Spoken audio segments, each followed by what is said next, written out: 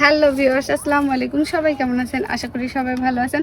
আজকে আবারও একটা নতুন ব্লগ নিয়ে চলে আসলাম। এই তো আমার হাতে এটা দেখতে পাচ্ছেন, এটা অনেকে অনেক নামে মানুষ ডাকে। আমরাও এটাকে বলে থাকি কলার থোর, কেউ বলে থাকে কলার মোচা।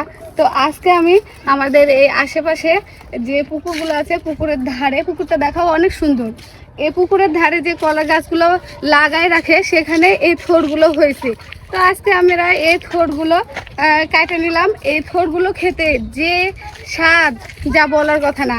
অনেকে ডাল দিয়ে রান্না করে, অনেকে ভাজি করে, আর আমার দুটাই রান্নার রেসিপিটা খুব ভালো লাগে। তো অনেক কয়টা পাইছি, এখানে 4টা, এখানে 2টা, 6টা পেয়েছি আজকে। মানে কি বলবো, এত স্বাদ করে ভাত খাবো, যা বলার কথা না।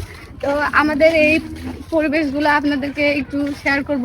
এই তো দেখতে পাচ্ছেন কত সুন্দর, আর দাঁড়া থেকে তুলে কত সুন্দর, আর কত সুন্দর, মানে আল্লাহর মানে হচ্ছে এত যে সৌন্দর্য, যা বলে বোঝানো যাবে না। কলাটা দেখো, একটা কলার কাটে কতগুলা কলা ধরেছে, এত অসাধারণ লাগছে দেখতে, যা বলার কথা না। সব কিছুই আল্লাহর কুদরত।